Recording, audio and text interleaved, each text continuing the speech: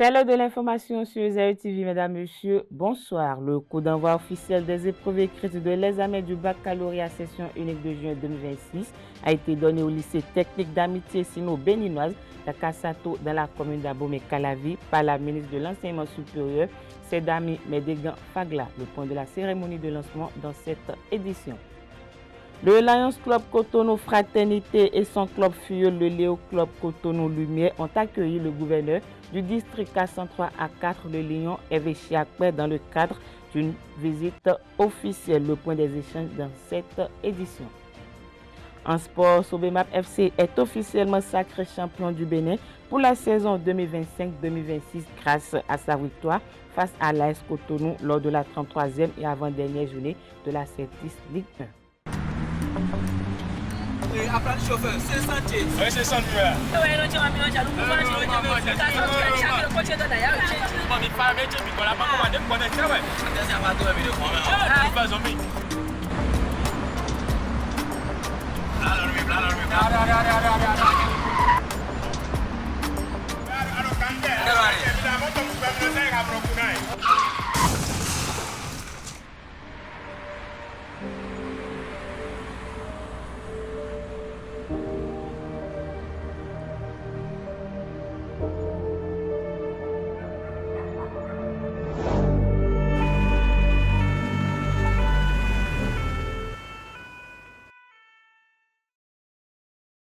Ensemble, disons oui à la courtoisie au volant. Stop à l'excès de vitesse, à la distraction au volant et à l'incivisme sur la route. Tu viens d'avoir le bac ou tu veux te reconvertir dans un domaine d'avenir, faire le choix du numérique et rejoindre l'école supérieure d'administration, d'économie, de journalisme et des métiers de l'audiovisuel ESAE. De nouvelles filières sont disponibles dès cette rentrée: informatique et multimédia, informatique industrielle et maintenance, réseau informatique et télécommunications, système informatique et logiciel, sans oublier les filières initiales: administration générale, administration des finances, administration des affaires, sciences juridiques, sciences économiques, sciences de gestion, journalisme et métiers de l'audiovisuel. ESAE est disponible sur 4 sites: Cotonou-Badjoumendé, Cotonou-Akpakpa, Abomey-Calavi et Parakou. Pourquoi choisir l'ESAE? Des formations conçues pour le marché de l'emploi, des enseignants expérimentés et passionnés, des infrastructures modernes avec équipement de pointe, des opportunités de stage et d'emploi garanties. Les inscriptions sont en cours et les places sont limitées. Ne rate pas ta chance, donne vie à tes ambitions avec l'ESAE. Contacte-nous vite par appel ou par WhatsApp au 01 98 98 14 00 ou via email scolarité@esae.bj et visite notre site web www.esae.bj. Ton futur commence maintenant avec l'ESAE. Tu investis dans un avenir professionnel, concret et sécurisé. ESAE, l'excellence à un nom.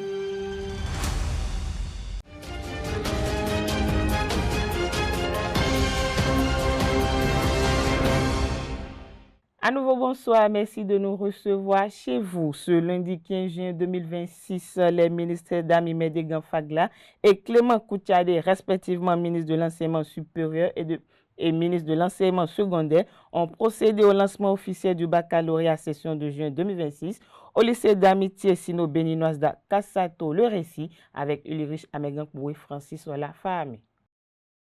Un total de 77 101 candidats répartis dans 140 centres compose à compter de ce lundi 15 juin les épreuves écrites du baccalauréat, session de juin 2026. Sedami Medegan Fagla, ministre de l'Enseignement supérieur, de la Recherche scientifique et de la formation technique, et Clément Koutiade, son homologue de l'enseignement secondaire, ont donné le top départ au lycée d'amitié sino-béninoise d'Akassato. Cette année, la différence au niveau des statistiques se fait surtout ressentir dans les séries techniques. Le nombre de nos enfants qui composent en série C a passé la barre des 1000. Nous sommes autour de 1000, un peu moins de 1100 à peu près, ce qui est une première depuis quelques années où on observait plutôt une chute du nombre d'apprenants qui composaient dans les séries scientifiques.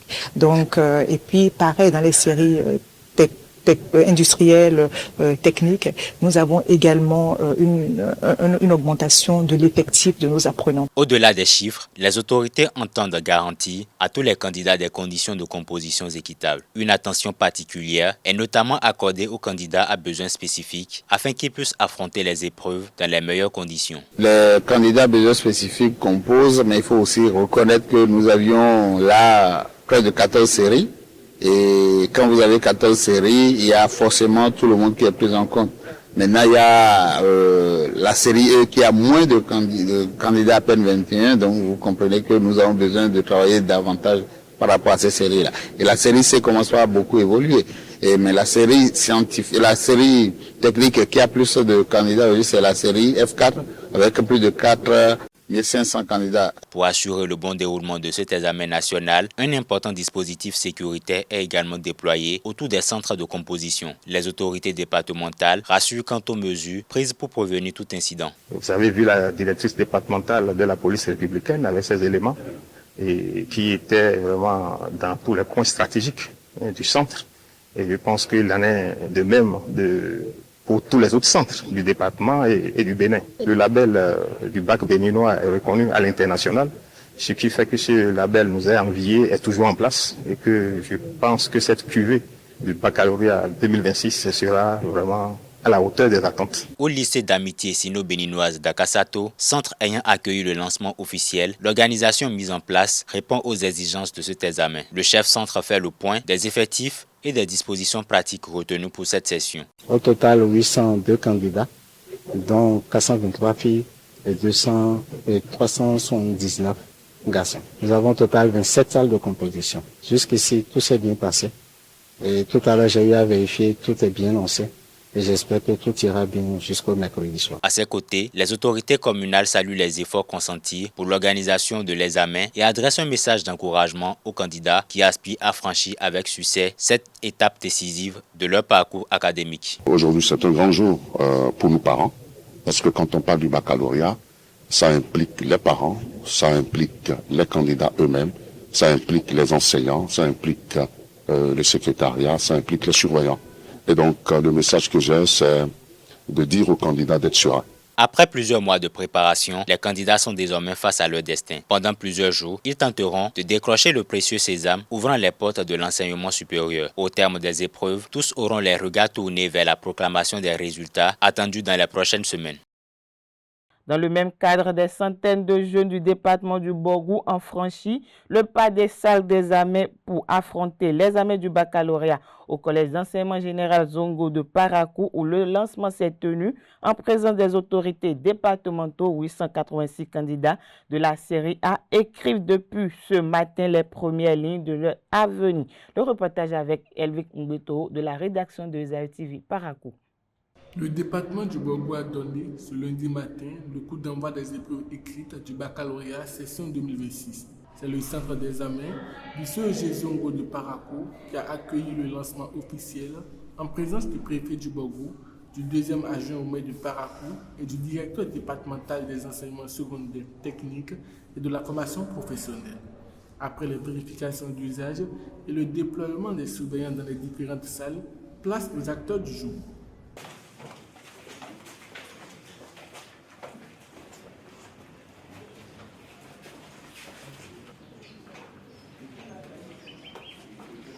Le préfet du Borgou n'a pas caché sa satisfaction au moment de constater l'ambiance studieuse qui régnait au sein du centre.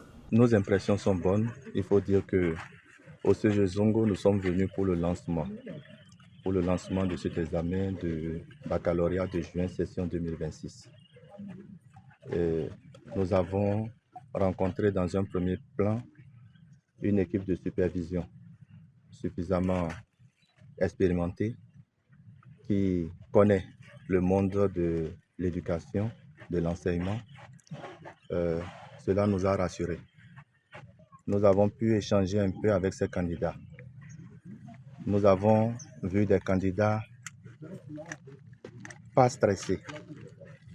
Le peu de conseils que nous pouvons, nous leur avons apporté. Donc, sur ce qui est des ressources humaines, de l'équipe de supervision aux candidats. Nous sommes rassurés que tout se passe bien. Le directeur départemental des enseignements secondaires techniques et de la formation professionnelle du Borgo a ensuite pris la parole pour donner une vue d'ensemble sur la participation du département à cette section 2026. Donc ici, dans ce centre de Zongo, nous avons 786 candidats. Donc le détail est le suivant. Garçons, 487 et filles et 399. Donc voilà les statistiques. Mais en dehors de ça, je peux vous dire que nous avons rencontré des candidats qui ont le moral, qui savent et c'est pourquoi ils sont venus dans le centre. Et comme on le dit souvent, c'est en lion blessé qu'ils ont atterri dans ce centre à cause de l'enjeu. L'enjeu, c'est de décrocher le baccalauréat. Et nous lisons sur leur visage. La chef du centre d'examen a voulu à son tour rassurer sur les conditions dans lesquelles se déroule cet examen au sujet Zongo. Le centre est sécurisé. Les enfants sont installés, ils travaillent déjà. Et les surveillants sont briefés, ils sont instruits, ils savent ce qu'ils ont à faire. Et nous aussi, nous nous engageons avec équité, rigueur et transparence à faire le travail et bien le faire. Il était exactement 8 heures lorsque le coup d'envoi de la première épreuve a été donné. Les feuilles de composition ouvertes, les stylos en main, 886 candidats ont entamé leur première bataille pour le baccalauréat 2026. Ils ont jusqu'au mercredi 17 juin pour convaincre les correcteurs. Suivons à présent des candidats rencontrés dans différents centres d'examen dans la ville de Cotonou qui reviennent sur le déroulement de cette première journée de composition à la sortie des classes. Ils sont au micro de Elisabeth Iladia, Diane Kwagou. J'étais là depuis 6 heures. Bon. J'ai recherché ma salle. Je me suis installé. Déjà à 7h30, les professeurs étaient là. Bon. À 8h, ils ont distribué les épreuves. On a commencé. Bon. C'est pas mal en fait. Je me suis réveillé vers 5h comme ça. Puis je me suis lavé. Ensuite, je suis allé à la messe, à l'église catholique Saint-Michel. J'ai suivi la messe avec mes deux parents, mon papa et ma maman, quoi. Et puis on a marché un peu pour que je décompresse, quoi. J'ai voulu marcher un peu, puis quand on a marché, arrivé à un niveau, on a sémé, on est venu et tout. Et puis ils m'ont amené dans le centre. Et en partant, je leur ai fait un câlin à chacun. Pour que, voilà quoi, l'émotion. Je me suis réveillée à 5h30, j'ai un peu révisé et mon grand frère m'a amené ici. Les épreuves étaient abordables. Ça s'est très bien passé. Le matin, je suis venue avec mes parents. Ils m'ont accompagnée et tout. Donc, lorsqu'on a commencé, bon, disons la vérité, je n'étais pas du tout stressée. Tout allait bien, tout s'est bien passé. Les épreuves étaient abordables, faciles, simples. Avant d'arriver ici, j'ai prié par la messe avant de prier. Et je suis venu ici avec mon père. En venant, le portail était fermé. Avant d'entrer, j'avais un peu peur, je suis stressé. Mais arrivé là-bas, sur l'épreuve, j'ai vu que c'est abordable. C'est pas trop difficile et les questions sont accessibles. Mais je pense que pour la suite, je peux accomplir. C'est pas si difficile. Je me sens confiante pour la suite. Je suis très confiante pour la suite et je suis sûre que tout va bien se passer. Ça n'a pas été si compliqué. Au début, je stressais un peu, mais bon, après le stress est passé. Après avoir lu 2 ou 3 fois l'épreuve, j'ai compris. On continue, non? Il y a de l'espoir en fait. Pour la suite des épreuves restantes, je suis très confiante. Je l'ai annoncé à l'entame de cette édition, le Lions Club Cotonou Fraternité et son club FUE, le Léo Club Cotonou Lumière, ont accueilli le gouverneur du district K103 A4, le Lion Hervé Tiakpe, dans le cadre d'une visite, autant pour moi, officielle le 12 juin dernier. Entre présentation des actions à mener, échange avec les membres et installation d'une nouvelle équipe dirigeante, l'événement a permis de réaffirmer les valeurs de solidarité et d'engagement qui animent ces organisations. Plus de détails dans cet élément avec Maurice Semassouci, Diane Kwagou.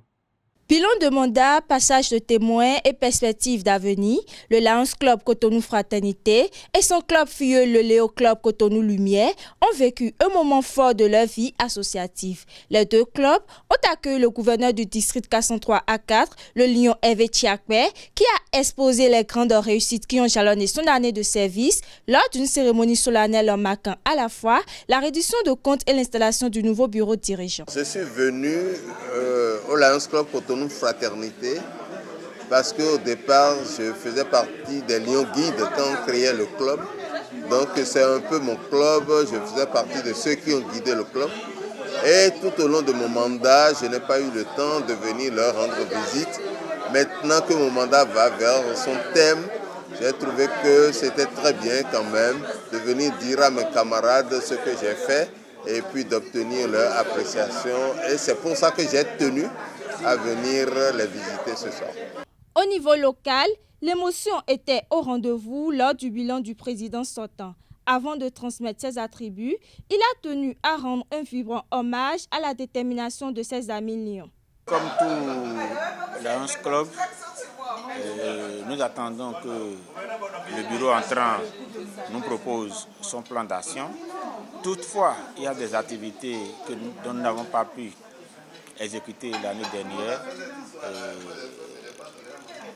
Le bureau entrant se doit d'insérer ces activités dans son plan d'action afin qu'ensemble nous puissions relever les défis de notre génération, les défis liés à l'humanité qui sont surtout la satisfaction de la majorité de l'humanité.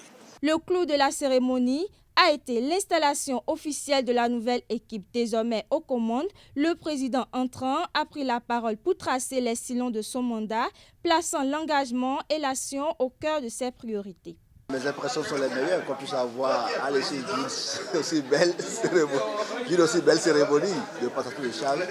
Je suis reconnaissant vis-à-vis de tous les membres du club pour la qualité de l'organisation et surtout pour tout ce qui a été fait au cours de ce mandat finissant. En ce qui concerne mes ambitions pour le mandat à venir, je voudrais m'inscrire dans la même dynamique que ceux qui m'ont précédé dans les fonctions et faire de notre club un club qui impacte véritablement la communauté, un club où règne l'harmonie, la concorde et qui fait des choses au profit de la population du Bénin. C'est donc une équipe renouvelée et galvanisée qui prend les rênes de Lions Club Cotonou Fraternité. Son ambition est claire, amplifier l'impact des actions sociales pour répondre aux besoins des plus vulnérables. Restons toujours avec le Lions Club où le Lions Club Cotonou Fadoré a effectué un don de matériel et équipe sportive au centre de formation Azod Academy Football Club ce week-end. Cette activité entre dans le cadre de la dernière œuvre du club pour le compte du mandat 2025-2026. Anaï Vianney-Dorou pour le reportage. Don de matériel sportif au fil du centre de formation Azod Academy Football Club. Le Lions Club Cotonou Fadoré, fidèle à ses idéologies, pose un acte salvateur. Bouclant ses activités pour le compte du mandat 2025-2026, le club a tenu à réaliser une dernière œuvre, doter une académie de matériel de travail. Lions Club International, c'est d'abord un club service, un mouvement qui décèle les besoins, qui identifie les besoins au niveau de la population et entreprend de chercher des moyens, des ressources pour aller donner la joie à ces populations qui sont dans le besoin. Et pour ce soir, nous avons identifié le club Azod comme un club qui travaille au plan national pour hisser les jeunes au niveau de la sélection nationale. Nous avons identifié des besoins au niveau de ce club, c'est pour ça que nous sommes venus avec des bras chargés de ballons, de chasubles et des plots pour les accompagner. Le Lion Christian Afagnon et les siens ont offert 11 ballons de compétition, des chasubles, des plots et bien d'autres aux joueuses. Azod Academy Football Club bénéficie de ce geste qui va apporter un plus pour ses préparations. Ça fait plaisir de voir tel genre de gestes, que les gens viennent nous donner des matériels, surtout des matériels, ce n'est pas l'argent. On est là pour former les filles, nous sommes au football à la base, pour former les filles. Des matériels comme ce que la Sport est venue nous donner ce soir, des ballons, des chasubles et des plots, ça fait vraiment plaisir. Les filles aussi étaient vraiment contentes et ça nous motive plus davantage pour pouvoir continuer notre travail. Les joueuses se réjouissent du matériel offert par le Lions Club Cotonou Fadoré. Aujourd'hui, nous avons reçu ce matériel. Ça nous a beaucoup fait plaisir. En honneur de tous mes coéquipiers, je les remercie sincèrement. Nous leur promettons de travailler mieux. Nous leur donnons la confiance de ne pas baisser les bras, car ce qu'elles nous ont fait nous a beaucoup motivés et nous allons donner à fond pour les encourager de mieux faire. Le Lions Club Cotonou Fadoré vient ainsi soutenir le développement du football féminin à la base, action qui entre dans la vision du gouvernement béninois. Assaud Academy Football Club, créé en 2018, disposant des catégories U10, U13, U15, U17 et U20 et évoluant en deuxième division du championnat béninois dans la catégorie U20, reçoit cette bouffée d'oxygène qui va certainement agir sur ses résultats de façon positive. Dans un autre registre à présent, la vacance de poste à la direction générale de la Loterie nationale du Bénin n'aura pas duré longtemps. Au lendemain de la démission de Gaston Zossou, un nouveau patron a été nommé dans la matinée de ce lundi 15 juin 2026. Selon les informations, Marus Adanzounon est nouveau directeur général de la Loterie nationale. Inconnu du grand public, Marus Adanzounon fut General Manager of Customers Experience et Service chez MTN Bénin. Sa nomination ouvre une nouvelle ère à la tête de la Loterie nationale du Bénin après 10 ans de gestion de l'ancien ministre Gaston Zossou. Il aura pour mission de redynamiser et de poursuivre les réformes en cours dans le secteur des jeux et paris sportifs au Bénin. Pour rappel, au cours de la dernière décennie, Gaston Zossou a accompagné plusieurs changements au sein de la LNB afin d'adapter son fonctionnement aux évolutions du marché et d'accroître sa participation aux recettes publiques. Son passage a notamment été marqué par la diversification des produits proposés et le renforcement du réseau de la société à travers le pays. Les premiers pas de l'administration du président Romuald Wardani au Bénin après son investiture sont marqués par la nomination d'un nouveau gouvernement et la tenue de son tout premier conseil des ministres sans occulter une visite de travail et d'amitié dans 8 pays africains en 19 jours de pouvoir. Ses débuts se structurent autour de plusieurs actions concrètes reçues par Abdelkader Achiro et Zakat Latondi sur l'émission hebdomadaire Point Levé. Clément Adéotia Deschien, fondé du groupe de presse ESAE, analyste et chroniqueur politique, a livré son appréciation de ces premiers jours de la gouvernance Romuald Wardani. On le suit. Mon appréciation ce que peut en faire tout Béninois observateur de la scène politique, elle est agréable. Vous avez remarqué par vous-même, à peine installé déjà, qu'il va au Nigeria. Évidemment, tout président du Bénin installé va d'abord toujours au Nigeria. C'est le grand voisin que nous avons de l'Est, avec qui nous partageons près de 700 km de frontières et économiquement plus de 200 millions de population. Imaginez par rapport à l'impact, par rapport à ce que cela peut apporter aux hommes d'affaires du Bénin qui travaillent et transatent avec le Nigeria. Il est normal que lorsque vous prenez le pouvoir au Bénin, vous alliez d'abord au Nigeria. Et les présidents nigérians font exactement pareil. Quand ils prennent le pouvoir, je crois bien qu'ils viennent au Bénin, de la même manière. Alors, dans cette allégeance diplomatique, de cette réciprocité géopolitique entre le Bénin et le Nigeria, a montré que Romuald Wardani a fait bien ses classes et qu'il connaît bien exactement ce que c'est que le pouvoir d'État quand on y est installé. Mais le point le plus névralgique et le plus intéressant qui nous a sidérés, nous tous d'ailleurs, c'est la visite au niveau des pays de l'AES. Justement, après, il s'est rendu au Niger et au Burkina Faso. Après, au Mali. Vous savez, les crispations étaient là. Ça fait 3 ans que les frontières sont fermées avec le Niger. 3 ans que des pays, des 2 pays frères, 2 pays avec des peuples voisins, des peuples de la même famille. Quand vous parlez de Haoussa au Niger, les Djemans au Niger, et au nord du Bénin, et cette fusion, cette fraternité fusionnelle qui est entre ces deux peuples qui ont été coupés par les réalités de la politique et qui ne peut pas se visiter, ou s'ils doivent le faire, doivent pouvoir se comporter en braconnier ou plonger dans le fleuve Niger pour nager de l'autre côté pour pouvoir aller voir un parent, qui soudain se retrouve aujourd'hui à attendre l'espoir que ce peuple-là du Bénin et le peuple du Niger se mettent ensemble. L'effervescence avec laquelle le président Romiat Badagne a été accueilli quand il est arrivé au Niger, l'enthousiasme du peuple nigérien, l'accueil, déjà quand vous traversez les grandes artères, avant même d'aller à l'aéroport, évidemment, la chanson que nous avons entendue, qui a enthousiasmé plus d'un, même si cette chanson existait depuis 2 ans, même n'a jamais été présentée aussi agréablement ainsi. Alors, et surtout le sourire jusqu'au cap de Tiani, comme s'il attendait ça il y a très longtemps.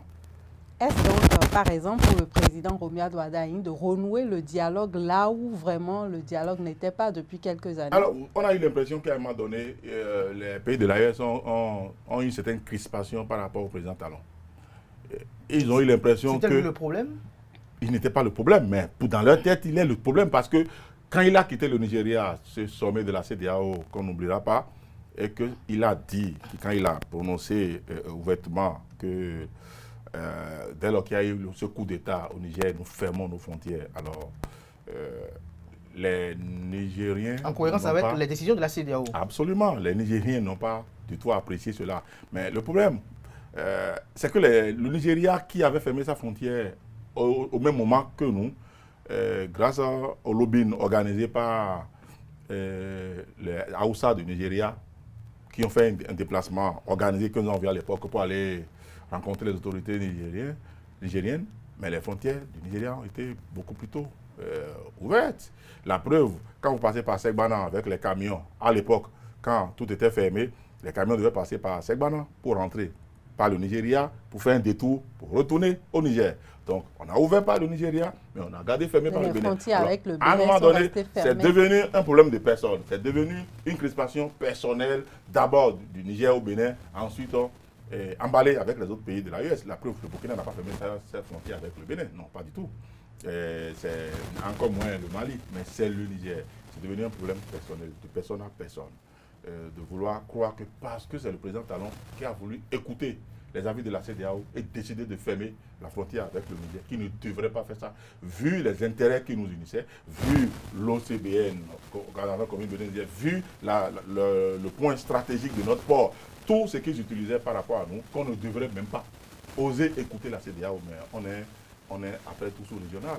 Et ce que le président Talon avait fait n'avait rien à voir avec le Niger, et puis personne ils ont pris ça personnellement. Alors donc, ils ont souffert aussi tout ce temps de faire passer les transactions par le Burkina, traverser le nord du Togo pour aller au port de Lomé et se faire braquer par les conséquences de part et d'autre sont quand même C'était énorme, les conséquences étaient énormes. D'abord pour les Nigériens qui en ont perdu énormément. Pour le Bénin aussi. Les camions sont enliés de part et d'autre à Dosso et à Malanville. Tout le monde attendait. Beaucoup ont perdu des emplois. Les bonnes dames qui vendaient le long des routes, quand les camions devaient passer, ont perdu du business. Tout le monde en a eu pour son grade. Le Bénin également, par son port, a perdu beaucoup d'argent. L'espoir était là. L'espoir renaît. Il renaît, l'espoir. Le Niger a installé avec la commission. Le Niger a mis en place une commission très rapide qui a 15 jours pour déposer son rapport afin que les frontières soient ouvertes. Et je crois que ça va être fait. Et c'est là il faut vraiment féliciter le président Romiat Badagne qui a compris que ce problème-là existait déjà au sein du son conseil des ministres qui participait avec le président Talon. S'il y est allé aussi promptement, ce n'est pas parce qu'il a voulu faire autre chose que ce que le président Talon aurait pu faire. Non, il a voulu faire autre chose parce que c'est une nouvelle tête, c'est un nouveau président et sa voix peut davantage mieux porter. La Cour suprême du Bénin a annulé le lundi 8 juin la décision de l'autorité de régulation des marchés publics ARMP qui excluait Laurent Dossou Zomaï de la commande publique ouvrant la voie à son installation comme préfet du département du Zou, nommé en Conseil des ministres le 3 juin 2026 par le président Romuald Wadagni. Suivant à nouveau Clément Adéoti Adéchian, fondé du groupe de presse Esaü, analyste et chroniqueur politique, qui toujours lors de son intervention au cours de cette émission hebdomadaire est revenu sur cette décision de la Cour et reconnaît sa bravoure pour sa mobilisation politique. Alors, nuance, c'est un dossier que je connais très bien. Est-ce que l'instance a tranché en sa faveur? L'instance a dit que l'autorité de régulation a été autosaisie hors délai. Deux choses différentes. Vous savez, en droit, la forme prime toujours sur le fond. Le fond, il a bidouillé des documents pour pouvoir s'attribuer un marché public. Dans les auditions, c'est lui les auditions, il a reconnu qu'effectivement, il a eu accès à des documents dont il n'a pas droit parce qu'ils ont été bidouillés. Sauf que la Cour suprême dit, d'accord, n'a pas statué sur cette appréciation de cette allégation ou sur le fond du dossier. La Cour suprême dit, est-ce que la ANP avait autorité au-delà de 7 jours à s'autosaisir? Dans leur propre test, ils ont dit c'est 7 jours. 7 jours après, est-ce que la loi dit que ça emporte nullité, ça n'emporte pas nullité? Ce n'est pas mon problème. Ce que je sais, c'est que la Cour suprême a bien raison de dire qu'au-delà de 7 jours, l'acte de l'autosaisine est annulé de nul effet. En conséquence, ça veut dire que la sanction de Azomaï tombe. Voilà ce que je peux dire sur le sujet. Première chose, la Cour n'a pas dit qu'il n'était pas fautif. Deuxième chose, la Cour dit que l'autosaisine est malencontreuse, est malvenue, parce que ça a été fait au-delà de 7 jours. Alors, ceci dit, l'homme Azomaï est un acteur politique connu. Son nom est cité depuis des années, que c'est quelqu'un, un jeune mobilisateur, un jeune qui sait, c'est pas ceux qui s'asseyent à la maison et qui attendent des rétributions politiques. C'est quelqu'un qui sait bouger, qui s'est mobilisé sur le terrain. Il est très actif et il a travaillé. Et pendant les campagnes encore, il a démontré. Le président Romuald Wadagni, il était sur le terrain. Donc, il a démonté ça. Alors, qu'il soit nommé, qu'il soit récompensé, je crois que spontanément, c'est normal qu'on récompense quelqu'un qui mérite, qui a du mérite parce que politiquement, il a travaillé pour l'atteinte des résultats. Maintenant, est-ce que moralement, on devrait le mettre de côté parce qu'on lui reproche une faute majeure au chef de l'État d'apprécier? Et peut-être tout à l'heure, quand je vais pouvoir distribuer les cartons, je pourrai revenir là-dessus. Depuis la participation officielle d'une délégation officielle du Bénin à l'investiture du président Romuald Wadagni, sa visite officielle à Niamey et la mise en place d'une commission chargée d'étudier les conditions de l'ouverture de la frontière, Nigériens et Béninois se réjouissent de cette perspective. Le Haut Conseil des Nigériens au Bénin exprime sa reconnaissance aux autorités béninoises. Ils sont au micro de Kaleski Tomé. La visite qu'a eu à effectuer le président Romuald Wadagni à Niamey, et bien avant cela, il y a eu une forte délégation du gouvernement, des autorités nigériennes là, qui étaient là à l'investiture. Vraiment, l'émotion est dépassée de tous les côtés. Parce que moi, j'étais dans la salle quand le Premier ministre nigérien s'est levé pour aller saluer le président. Vraiment, l'émotion et l'ovation, là, ça a été trop même. Nous sommes reconnaissants. Et de l'autre côté aussi, Romuald Wadagni a été chaleureusement accueilli depuis, même au tarmac, là. Il a été accueilli par le président Abdraman Tiani et son gouvernement. Vraiment, du côté du Bénin, du Niger, nous sommes très... L'émotion est trop. La commission, je crois que la commission est déjà mise en place. Il y a de cela plus d'une semaine même. La commission, donc je ne peux pas... On attend les rapports de la commission là et la suite aussi. Nous sommes impatients de voir la suite favorable de tous les deux côtés.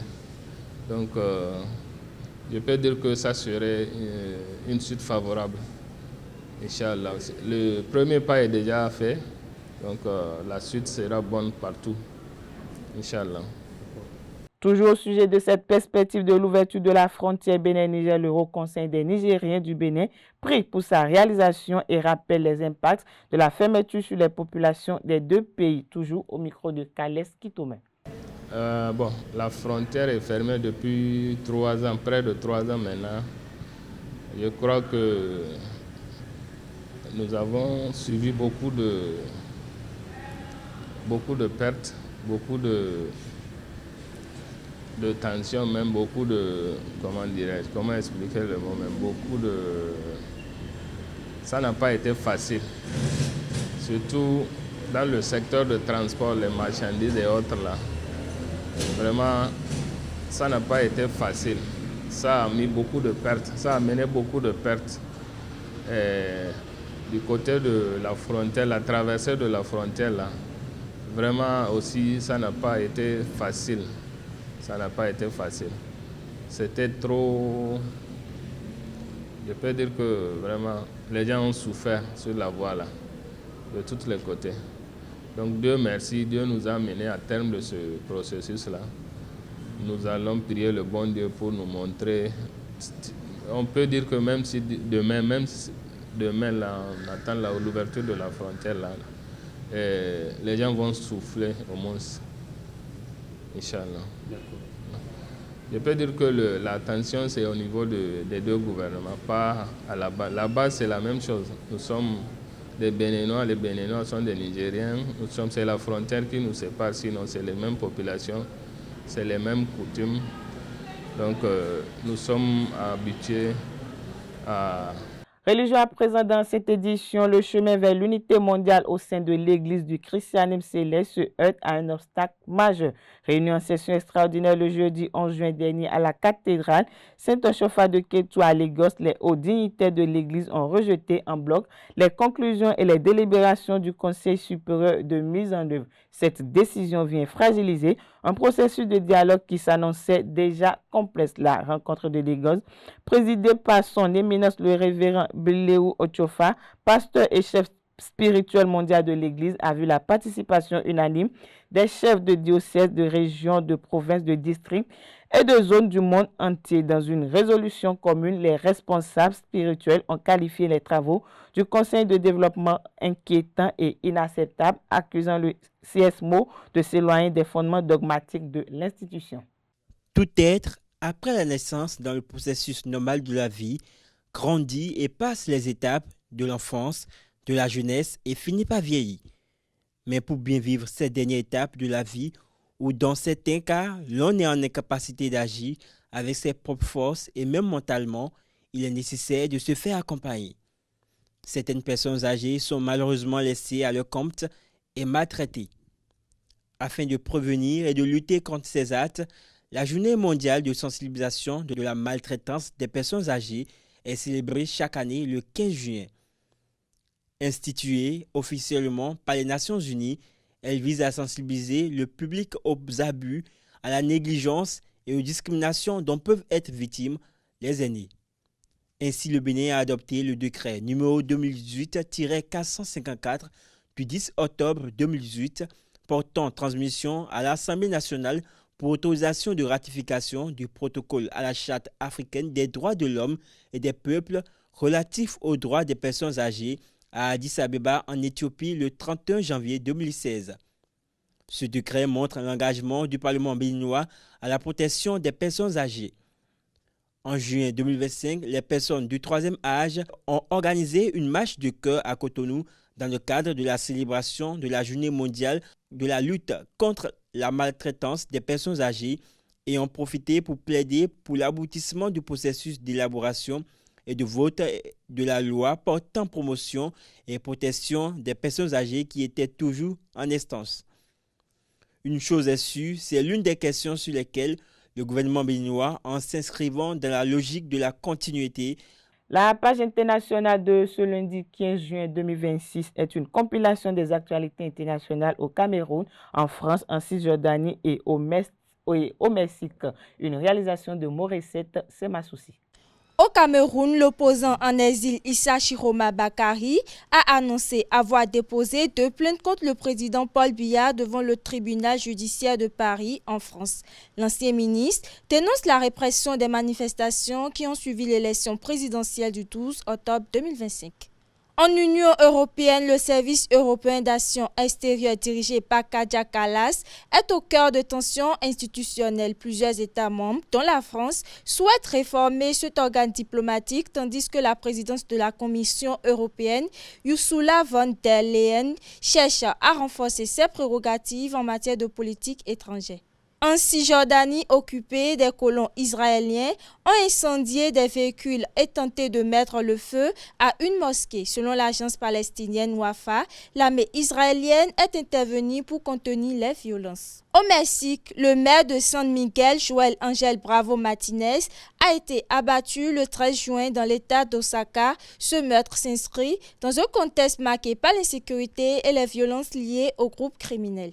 Ces différents événements illustrent les défis auxquels sont confrontées plusieurs régions du monde entre tensions politiques, rivalités institutionnelles, violences communautaires et enjeux sécuritaires. Sport à présent dans cette édition, la 23e Coupe du Monde de l'histoire, la première à 48 équipes s'est ouverte le 11 juin au Mexique, organisée avec le Canada et les États-Unis et donne lieu pour la première fois à des 16 de finale. Le champion sera sacré le dimanche 19 juillet 2026 à New York. Dans le même registre, l'ancien vice-président de la Fédération béninoise de football Clément Adeoti Adéchian a livré lors de son passage sur l'émission Point Levé son côté expérience en l'après Mathurin de Chacus où, au moment où l'instance dirigeante du football béninois s'apprête à renouveler son comité exécutif. On le suit au micro de Abdelkader Achirou Zakiat Latoundi. Le jaune et le rouge, je viens dans le football. Le jaune parce que nous sommes dans la fête du football. Et quand on dit fête du football, c'est une organisation qui emballe. C'est pourquoi on parle du sport roi, ça emballe. Ça crée une certaine émulation, tout le monde est emballé. Vous allez voir, vous les femmes qui n'aimez pas le football, on vous arrache la télécommande pendant 1 mois et demi. Donc c'est clair, allez chercher vos télénovelas sur vos téléphones, on ne vous donne plus. Et parfois, l'entrain, l'ambiance, oui, la femme a voulu t'asseoir aussi. La femme s'assoit aussi. Même s'ils doivent te demander tout le temps, c'est pourquoi carton rouge, pourquoi et lui, pourquoi il a mis un but, pourquoi on a refusé le but. À t'embêter tout le temps, mais au moins, elle est à côté pour suivre. C'est entraînant, oui. C'est agréable. Alors, je donne le jaune parce que ce qui est attendu n'est pas ce qui est fait. Le jaune pour les États-Unis, parce que je sais que les terrains des États-Unis ne seront pas très remplis. Le sport n'est pas blanc-jeu. Quand vous prenez le sport football, peut-être ça vient en 5e position. Le cricket passera avant. Le baseball passera avant. Le basket passera avant, totalement, pour emballer les Américains, avant que le football arrive. Ce qui n'est pas le cas quand vous allez en Angleterre. En Angleterre, le jour de Noël, il y a football. On va avec père, mère, enfants, cousines, domestiques, s'il y en a. Tout le monde s'assoit pour laisser Noël. C'est pourquoi il y a ce qu'ils appellent Boxing Day en Angleterre. Mais aux États-Unis, ce n'est pas le cas. On a déjà fait une Coupe du Monde, 94, je crois bien, aux États-Unis. Et on a vu, on a organisé la dernière Coupe du Monde des clubs aux États-Unis il y a 1 an. On a vu, les gens ne se motivent pas, les terrains sont à moitié vides. Alors, les peuples qui doivent y aller pour aller encore crier derrière leur club ont été brimés, n'ont pas eu de visa. Alors, s'ils n'ont pas eu de visa, alors je crois que je donne carton jaune aux États-Unis. Pourquoi je n'ai pas donné le rouge? Parce que chaque peuple protège ses citoyens. Les États-Unis ont le droit, n'ont pas le droit de protéger son peuple, au vu de leur histoire, au vu des attaques, des agressions et de tout ce qu'ils vivent. Lui protège son peuple. Alors, puisqu'il protège son peuple, il ne voudrait pas admettre n'importe qui sur son territoire. Surtout ça que explique pour l'Amérique, les Américains sont très précieux. Voilà. Pour lui, les Américains, chacun protège son peuple. Exactement. Ça explique la brimade que les Sénégalais ont subi sur le tarmac qu'on a vu violenter. L'Ouzbékistan, on a vu comment ils ont été violentés. Les Iraniens, ça se comprend, qui sont de l'autre côté de... comment on appelle la frontière là, entre le Mexique, Tijucana, ou Tijucana, comment ça s'appelle. Ils sont là-bas, ils ont marché sur le terrain des États-Unis. Vous voyez, le calendrier est méchant. S'ils avaient leur match au Mexique, dans une poule qui est au Mexique, ça va. Mais leur poule est aux États-Unis. Alors, c'est difficile d'aborder les sujets footballistiques avec vous. Ils rentrent en bus. Comprenez mon carton jaune. Ils rentrent en bus pour aller jouer. et ils quittent là pour retourner encore dormir au Mexique. Très bien. Alors, donc carton jaune aux Américains parce que ça gâche la fête par rapport à ce qui se passe aux Américains. Mais la faute n'est pas à Trump parce que Trump, justement, protège son territoire. Très bien. Merci pour le carton jaune. On par passe contre, au carton rouge. Le rouge, justement, c'est à Infantino, le président de la Fédération mondiale de football, la FIFA, Fédération internationale de football, association. Voilà. Lui, il prend le rouge direct pour plusieurs raisons. La première, lorsque vous choisissez un État pour organiser la Coupe du Monde, vous devez expliquer les règles basiques de football à cet État-là, que vous en foutez pour vos questions de sécurité. Chaque peuple accompagne avec un quota donné son équipe. C'est eux qui crient au terrain, c'est eux qui font l'ambiance. Mais lui, il a privilégié son gombo. L'argent que lui doit récupérer, ses relations privilégiées. Il était déjà à l'investiture du président Trump. Il a donné un trophée de la FIFA pour la paix. Donc lui, il veut qu'en le regardant, on puisse sourire. Mais pendant ce temps, il a détruit la fête du football. Totalement alors. Parce que tout ce qui se passe aujourd'hui, c'est lui. Le meilleur arbitre africain. Le meilleur arbitre africain prend son vol avec passeport rouge et arrive aux États-Unis et on le renvoie chez lui. Il a été reçu en héros quand il est retourné en Somalie. C'est notre meilleur arbitre à nous. On le renvoie. Les Canadiens ont dit si on pouvait l'abriter sur notre sol, on le prendrait. Mais les arbitres sont aux États-Unis, eux tous, parce qu'il y a un débriefing qui est fait chaque jour par rapport au match que vous avez joué. Il faut analyser, il faut débriefer, il faut faire le sport ensemble. Il ne peut pas aller autre chose que de rester aux États-Unis. Il a été viré. Alors, lorsque vous virez un arbitre international, parce qu'il ne peut pas rentrer aux États-Unis, ce n'est plus le football. Alors, pour l'ensemble de ces œuvres, de cette confusion, pour avoir empêché les Ghanéens qui ont déjà acheté de la provision, qui sont déjà préparés pour aller supporter leur équipe, aucun Ghanéen n'a eu de visa. D'accès sur le sol américain. Ce n'est pas la faute aux Américains, c'est la faute à Infantino qui a choisi d'organiser sa Coupe du Monde sur le sol américain. Il prend un rouge direct. Très bien. Et c'est dommage pour lui parce que quand on est président de l'Association internationale de football, on pense au grand nom parce que c'est le football populaire. On ne pense pas à son intérêt personnel et il a travaillé pour son intérêt personnel. Et tous ceux qui réfléchissent comme lui, je leur donne un rouge. Fif. Très bien. Merci pour ces cartons distribués. Oui, moi, j'ai quand même une question à poser à l'ancien vice-président de la Fédération béninoise de football, Clément Adéchian. On a parlé tout à l'heure de la messe internationale de football, notamment aux États-Unis. Mais on a également au plan local la Fédération béninoise de football qui s'apprête quand même à renouveler son comité exécutif. Clément Adéchian, quelles sont vos espérances en l'après-Mathurin de Chacus? Ah oui, déjà, moi, je serai candidat. J'ai bien envie d'aller retoucher un peu les choses. Mon grand frère, mon tonton de Chacus a été très bon pendant 8 ans. Et vous l'avez remarqué par vous-même, parce que en 8 ans, nous avons eu plusieurs qualifications et les femmes ont été qualifiées pour la Coupe du Monde pour la première fois. Ça, c'est un événement majeur. C'est inédit. Donc ça signifie quoi? Il y a eu beaucoup de choses qui ont été faites et accompagnées avec le gouvernement à cause des championnats scolaires qui ont révélé des jeunes talents, des jeunes filles aujourd'hui maintenant qui jouent, qui éliminent de grands pays. S'il vous plaît, Burkina, Côte d'Ivoire. 5-1 de cette semaine n'est pas quand même assez agréable. Non. C'est ça aussi la réalité. Non, 5-1, si je devais décerner un carton rouge pour ce 5-1, c'est à l'entraîneur. Parce que, pourquoi? Rod doit prendre un rouge direct. Parce qu'il n'a pas compris que dans nos mentalités, quand on parle de derby, les rencontres entre le Bénin et le Togo, c'est une histoire entre nous. Et qu'on ne fait pas match amical quand on parle de derby. C'est la meilleure équipe qu'on met. Parce que justement, entre nous et les Miatao, c'est des injures qui vont s'enchaîner jusqu'à une prochaine victoire du Bénin. Et quand nous allons les gagner 5-1. On en voit déjà sur les réseaux sociaux beaucoup de sketchs. Le 5-1, c'est beaucoup. Lui, il n'est pas béninois. Donc, il n'a pas fait cette lecture-là, en fait, de l'enjeu. C'est une lecture. Il y a parfois le football est géopolitique. Vous avez vu les Ivoiriens, un match amical que les Français ont boycotté, mais ils ont gagné les Français 2-1. Ils ont déjà sorti une chanson. Ils dansaient déjà. Ils ont déjà pris... Les Ivoiriens sont forts dans cette ils ont déjà pris le coq français qu'ils ont déplumé, qu'ils ont passé sur le grill. Passé à la braise. Rapidement déchiqueté en michoui. C'est bien fait. C'est comme ça, il y a le football parfois à ces enjeux, à ces réalités que les entraîneurs doivent apprendre à lire.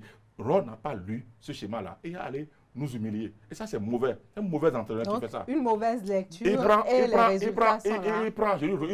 encore rouge. Bon, pour ça. Je crois qu'il apprendra. De nous avoir humilié. Il faut qu'il se renseigne quand on a des matchs de proximité comme ça. On ne s'amuse pas en match amical quand on veut jouer contre le Togo. Parlons Celtics Ligue 1, mais à présent, début de l'engagement, mais aussi de longs moments d'inquiétude à Tchaouro ce week-end. Le face-à-face entre les Buffs de Borgou et Bani Gansé a été marqué par plusieurs faits, outre la belle prestation des deux formations. L'évacuation d'un joueur des Buffs après un choc en seconde période a retenu l'attention. Retour sur cette rencontre qui s'est finalement soldée par un match nul avec Mouhidine Lawani de la rédaction sportive de Esaü TV Parakou. À Tchaouro ce week-end, les Buffles du Borgou recevaient Bani Gansé FC pour un duel très attendu entre le Borgou et la Libori. Face à un adversaire bien connu et toujours difficile à manœuvrer, les Buffles ont rapidement pris les commandes de la rencontre. Dès la 3e minute de jeu, Farouk Adou ouvre le score pour les locaux. Les Buffles démarrent fort et imposent leur rythme dans une rencontre engagée des deux côtés.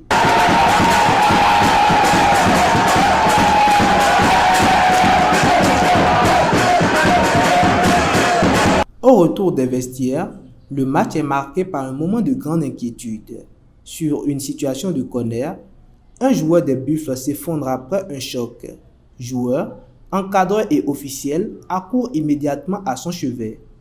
Après plusieurs minutes d'interruption, il s'est fait évacuer vers un centre de santé. Selon les informations recueillies sur place, le joueur a repris connaissance après son arrivée à l'hôpital. Une nouvelle rassurante qui a soulagé ses coéquipiers, les dirigeants et les supporters présents au stade. Quelques minutes plus tard, un joueur de Bani Gansé s'écroule également sur la pelouse. Heureusement, son état est moins préoccupant. Sans perdre plus de temps, l'arbitre relance la rencontre. Ce qui est arrivé, personne ne souhaitait ça. Nous envoyons nos ondes positives aux deux soldats à l'hôpital, un des Buffles et un de Bani Gansé. Je crois que où ils sont, Dieu saura en fait les protéger.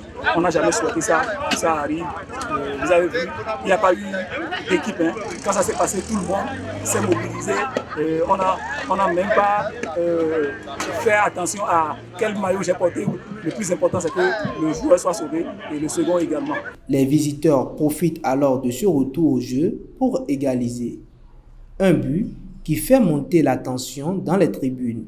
Certains supporters manifestent leur mécontentement, mais la rencontre se poursuit jusqu'à son terme.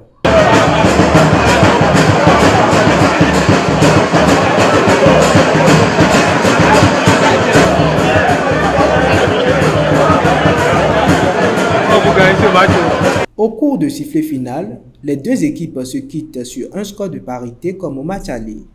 Un résultat qui reflète l'équilibre observé sur le terrain dans une rencontre marquée par l'engagement des joueurs et des moments de frayeur vécus en seconde période. Au thème de la 33e et avant-dernière journée de la Ligue 1 béninoise, l'AS Sobemap remporte le championnat 2025-2026 grâce à sa victoire 1-0 contre l'AS Cotonou et à la défaite de Coton FC. Les manutentionnaires ont fait le break en tête. Le condensé de la 33e journée de la Celtics Ligue 1 dans ce résumé que nous propose Anaël Vianney-Do.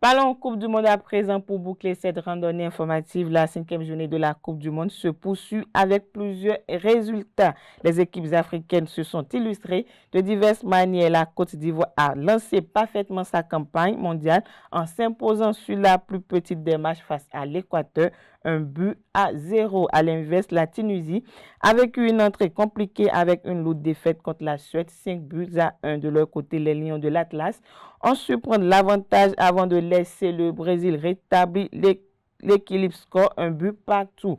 Pour le compte de ce lundi, l'Espagne face au Cap-Vert se sont quittés sur un match nul, 0 partout. Dans la soirée, la Belgique sera face à l'Égypte et l'Arabie Saoudite face à l'Uruguay. Voilà, c'est sur cette note informative que prend fin cette édition. Merci pour votre attention. Agréable soirée à tous.